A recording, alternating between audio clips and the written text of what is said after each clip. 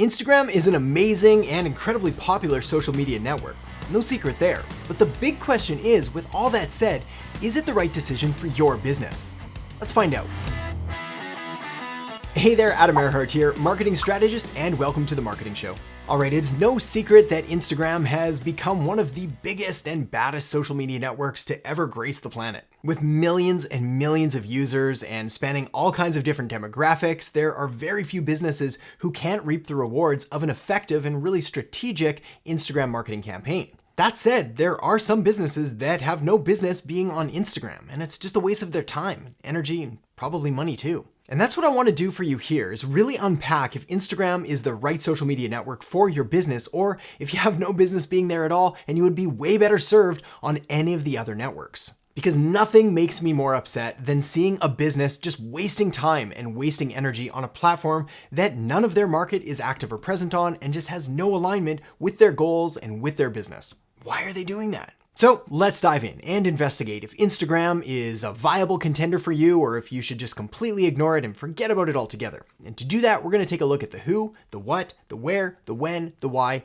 and the how of Instagram to make sure that it's the right choice for you. So the first and easily the single most important question that you need to answer in order to determine if Instagram is the right decision for your business is your business's who. We're talking about your ideal customer avatar, essentially the person or the fictional representation or the combination of characteristics that make up that ideal and most perfect customer for your business. Kind of person that loves you, loves what you do, and wants to tell everybody about just how great you are. Your ideal customer avatar really should be made up of 3 different characteristics, including demographic details like age, gender, income, occupation, geographic details like what city, state, province, or country they live in, and psychographic details like what are their attitudes, interests, beliefs, affiliations, organizations, things like that. The beauty here is that when you really identify your ideal customer avatar, you can just start to line it up against different social media networks, in this case Instagram, to find out if there's a match and to find out if your market is even active and present on Instagram. Now, the beauty with Instagram, of course, is that it's huge, which means the odds are pretty good that your market's on Instagram. So let's take a look at some of the demographic details, which you can find just by going to Google and typing in Instagram demographic usage. Yeah, it's that simple. Well, the stats show that it's about equal parts men and women, 52% women, 48% men. 18 to 29-year-olds make up the largest chunk, followed by 30 to 49-year-olds, and then 50 and up make up the third. So that information is actually not that helpful, but on the other hand, it is kind of helpful because at least it shows that regardless of what kind of demographic details you are, odds are good that you can at least find them on Instagram. Maybe not all of them, but probably most of them, or at least some of them. But to find that out, we've got to take a look at the next question, which is the what. Now, when we're talking about the what, I'm not just talking about your business and your market or your industry, but rather your business model, which let me unpack in just a second. You see, for starters, when we're talking about different businesses that are having success on Instagram, we're seeing it across all sorts of different markets and industries and niches and businesses, and it really doesn't matter. Pretty much every business can use Instagram, with a few really weird, really tiny exceptions of B2B industries that are serving like 100 people at most.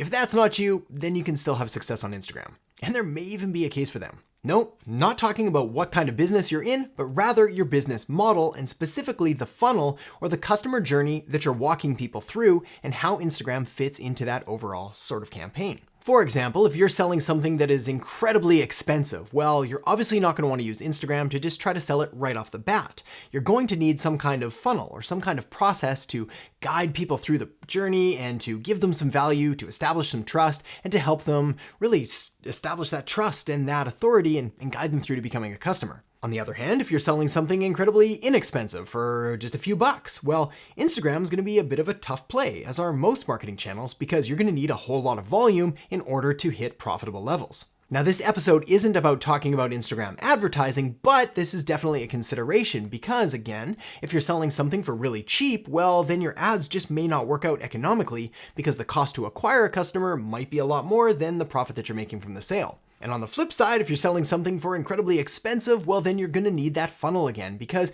you can't just go out and try to sell a $100,000 product or even a $10,000 product right to cold traffic to someone who has no idea who you are. So you've got to be strategic about your business and about your model. All right, so now let's talk about when.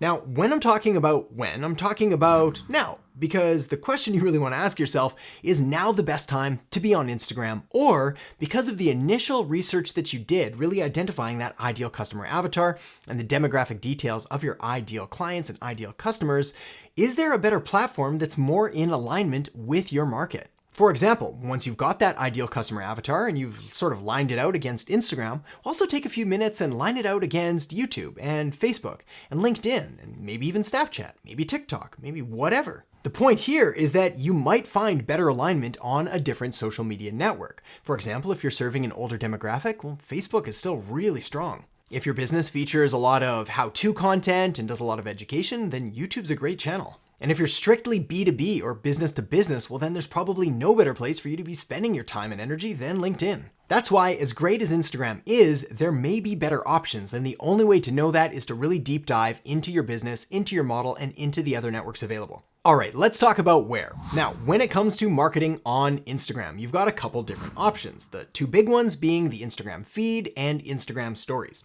The way that I like to think about this is that your feed is where you really want to concentrate on all your polished and all your really nice information, and your stories are an opportunity to show some behind the scenes and really what's going on in the day-to-day operations of your business. Also, whether we're talking about Instagram or really any other social media network, they're all going to require content. You gotta feed the beast. And the beast is hungry.